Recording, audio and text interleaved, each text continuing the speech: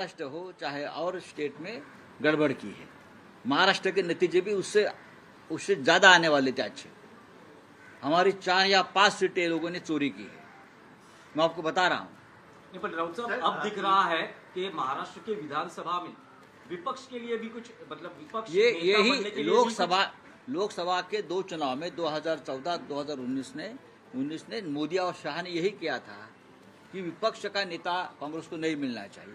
इस बार भी वही स्ट्रेटेजी महाराष्ट्र में की है कि विधानसभा में कोई विपक्ष का नेता नहीं रहेगा। ये हमेशा बीजेपी की स्ट्रेटेजी रहती है। लेकिन आप कह रहे हैं कि कुछ गड़बड़ है। गड़बड़ तो है। गड़बड़ क्या है? मतलब अभी ईवीएम में गड़बड़ है या अरे भाई जिस तरह से ठहरो, फंडिंग हुआ है पूरे उसमें नतीजे गड़बड़ है? आने तो हम बाद में बात करेंगे ना, क्यों नहीं करेंगे। पैसा तो ऐसा है कि हर चुनाव क्षेत्र में नोटों की मशीन लगाई थी। अरे शिंदे का एक भी उम्मीदवार सिटिंग एमएलए गिरता नहीं, और शिंदे ये बोल रहे थे हमारा एक भी सिटिंग विधायक गिरेगा नहीं।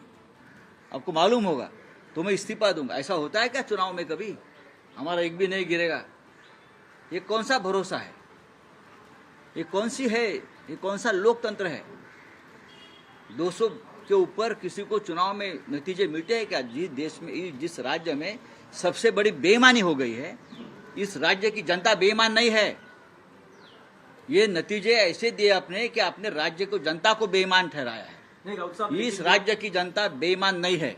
जो नतीजे आ रहे वो महाविकास आघाड़ी को कबूल है नहीं। तो आगे की क्या भूमिका रहेगी महाविकास? नतीजे कबूल नहीं है, मैं मानता हूं जनता को भी नतीजे कबूल नहीं है। जनता को भी ये जनता का निर्णय नहीं हो सकता है। मैं बार बार बोल रहा हूं और मुझे बार बार आप वही सवाल पूछ रहे हैं। लेकिन जो महाविकास आघाड़ी के कुल आंकड़े दिखाई दे रहे हैं, कुल संख्या दिखाई दे रहे हैं, उससे ज्यादा शिंदे गुट के कैसा हो सकता है? आप अपने मन को पूछे, आप पत्रकार है, आप अपने मन को पूछे क्या महाराष्ट्र में संभव है? आप अपने मन को पूछे कि महाराष्ट्र में शिंदे को 60 सीटें मिलती है, संभव है क्या? ये अजीत पवार को 40 सीटें मिलती है, क्या ये संभव है? भारतीय जनता पार्टी को 125 सीटें मिलती है, क्या संभव है? क्या इस राज्य की जनता भी बेईमान है? इस राज्य की जनता बेईमान नहीं है, उसके ऊपर हमारा विश्वास है। चलिए, थैंक यू।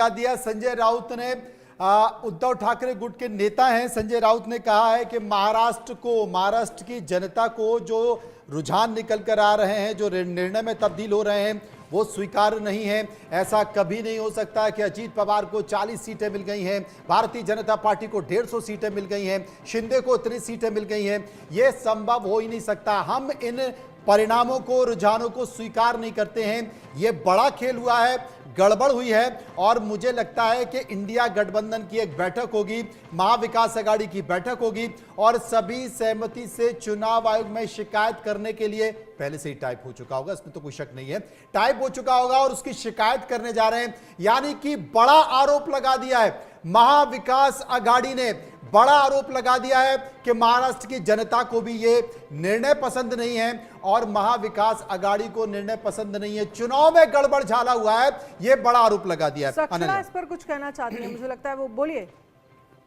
जी, मैं चाहती हूँ, मैं 7 साल से एनसीपी पवार साहब के पक्ष की यूथ प्रेसिडेंट हूँ स्टेट की। मैंने लगभग राज्य का एक बार नहीं, 2 बार नहीं, 6 बार दौरा किया है। 110% मैं कहना चाहूंगी, दावे के साथ कहना, जो कुछ तो गड़बड़ जरूर है। महाराष्ट्र इलेक्शन में बहुत बड़ा स्कैम हुआ है। It's a very big scam.